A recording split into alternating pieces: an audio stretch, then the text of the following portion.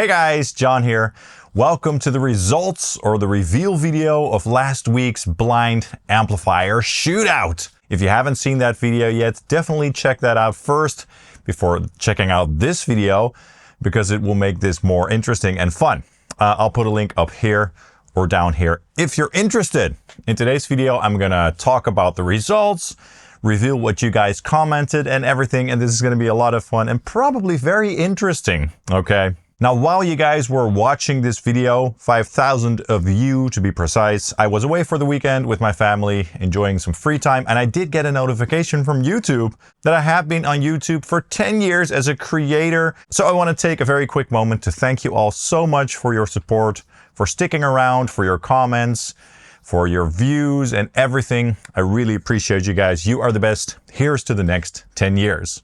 And of course, as always, let me know your thoughts in the comments down below. If you want to support this video or this channel, hit the like and subscribe buttons. Check out my affiliate links for Thomann and Sweetwater, and check out my website, sonicdrivestudio.com, for digital products and all that good stuff. Okay, so in the initial shootout video, I compared 6 different amplifiers, all analog, no digital, no cheating.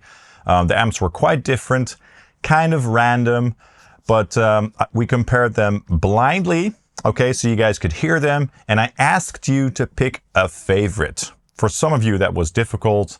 Whenever somebody posted like 2 favorites, I just took the first one. Okay. Now, out of the 5,000 views, only 264 people commented. So I guess the rest were afraid to comment on a blind test, okay? And of course, as always with blind tests, a couple people said they couldn't hear a difference and that all the amplifiers sounded the same. But if they all sounded the same, why were some people able to guess some of the amplifiers correctly? One person, I have a cheat sheet with some facts over here, one person got 5 of the amplifiers right. Okay, that's pretty impressive. So if they do in fact sound the same, why did this person guess the 5 of them correctly? Almost all of them. Another person got 4 of them correctly, which is also impressive. Another person got 3 of them correct. 14 people got 2 of them correctly, and 18 people got at least 1 correct. So that's pretty cool. Good ears, thank you for daring to comment on this blind test, okay? Really cool. I appreciate your engagement. All right, now let's just go ahead and check out the reveal, and let's start with amplifier A. Let's take a very quick listen to a snippet of the demo song. Check it out.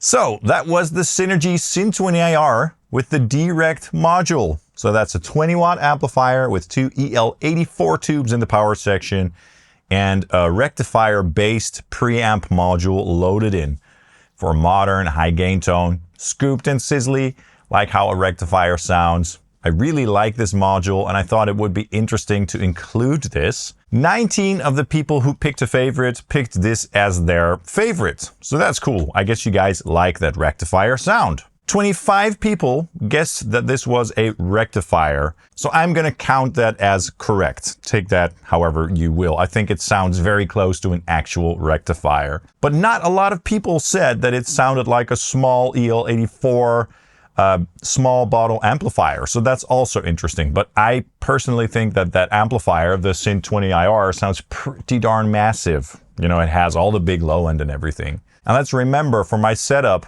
I did use my real cabinet with my real speaker. So the Grossmann Fatbox 1x12 with my Celestion Vintage 30, mic'd up with 3 mics, 2 SM57s and 1 MD421. But I wasn't using super loud levels. So this wasn't about headroom, this was just about tone, specifically in a recording context, okay? And I personally believe that depending on the voicing of an amplifier, the size of the tubes doesn't matter. You can get a great and massive tone with any type of power tube, basically. So that was A. Let's go to B. Check it out.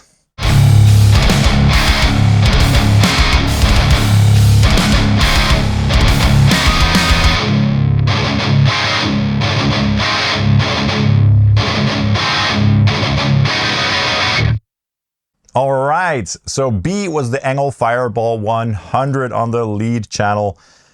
One of my workhorse amplifiers. I love it, and it never fails. It sounds absolutely massive, nice and saturated, clear up top, but also has a massive low end. Let me grab my cheat sheet over here. Around 8 people guessed it correctly. Some of them might have said ENGL.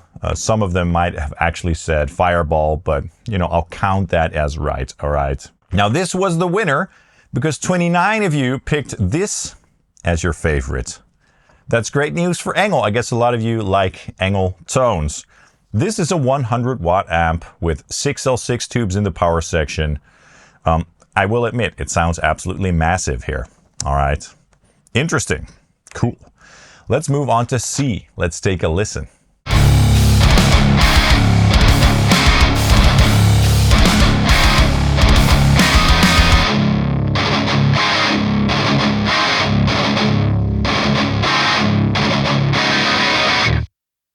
There you go. So C was the orange Dual Baby 100 on the dirty channel. That amplifier actually has 2 dirty channels. One is a bit crunchy and the other is heavy, like the Gain Baby 100. Same high gain channel. It sounds kind of like a rock reverb, but it is a 100 watt solid state amplifier. So I thought it would be interesting to include a solid state amp. About 7 people got it right-ish. So a bunch of people did guess that it was some kind of orange, which I will count as a correct guess, okay? 14 of you picked this as their favorite. So there you go. That's probably, yeah, that's the least favorite amplifier, or the least picked amplifier as a favorite. All right? Sounded pretty good though. Tight bottom end, very mid-focused, which a lot of orange amplifiers do.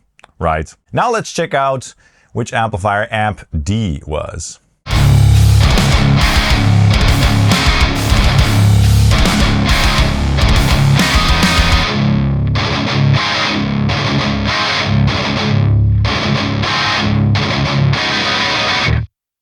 There you go. That's the Diezel VH4. All right. 100 watt amplifier, in my case, with 4 EL34s in the power section. On channel 3, everybody's favorite channel. It's a unique and quirky amplifier for sure. Some people didn't like it because of its quirks, which I understand. I like it a lot. The raw dynamics of that amplifier. Nothing sounds like that amplifier. 2 people were right, so that's cool. They had good ears. And 16 people picked this as their favorite. So not a whole lot, but as I said, it's a unique and quirky amplifier. All right, let's move on to amplifier E. Check it out.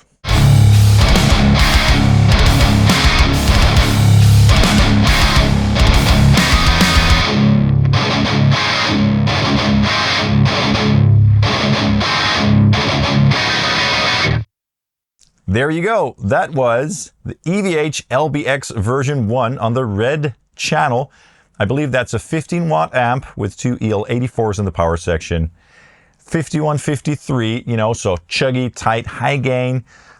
Doesn't have a lot of headroom because it's EL84. Still sounds pretty darn massive, right? I really liked how this one sounded. Now, 10 people got it right-ish, in that they said that it was an EVH or some sort of 5150. So again, it's a bit difficult to tally those vague answers up. However, 28 people picked this as their favorite. So this is the second winner, if you will. A lot of people liked this little lunchbox amplifier. Some people said like, oh, this is so massive. While it's just a 15 watt little amplifier, right? Pretty cool, huh? I do recommend going back to read all the comments because it's pretty interesting to see what people are writing, especially now that you know which ones are which. Let's go to the final amplifier. Take a listen.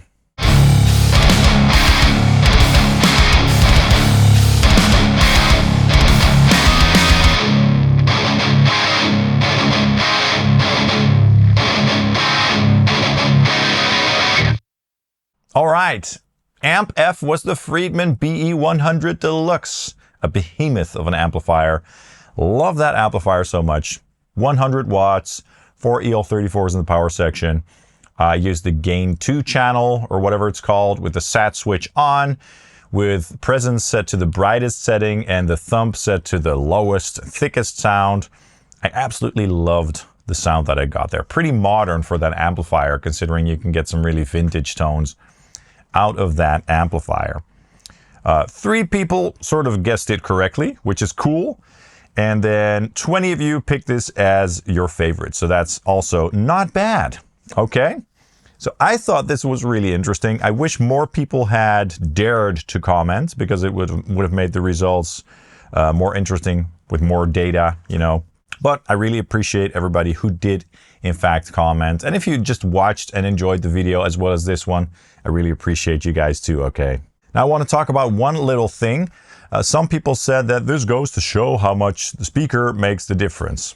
I kind of agree in the sense that, sure, the way I set my mics up, the balance between the mics, the speaker that I used, the cabinet that I used, etc., it's going to influence the sound a lot in terms of the overall EQ curve. But by swapping out a speaker, you're not going to make a Fender Twin sound like a dual rectifier, okay? You're not going to make a Marshall JCM 800 sound like a 5150. So I think people are over-exaggerating the difference that a speaker makes, if you will, for the overall guitar tone. But perhaps that's a topic for another video. Anyway, thank you guys so much for watching. Let me know in the comments how many of the amps you got right. If you are surprised by your favorite, I'd love to know. Thanks again for 10 years of support. Really appreciate you guys. Now, don't forget to hit the like and subscribe buttons. Don't forget to comment. Let me know your thoughts. Check out my affiliate links if you want to support this channel. Check out my website. Thank you guys so much, and I hope to see you soon in the next video. Cheers, guys.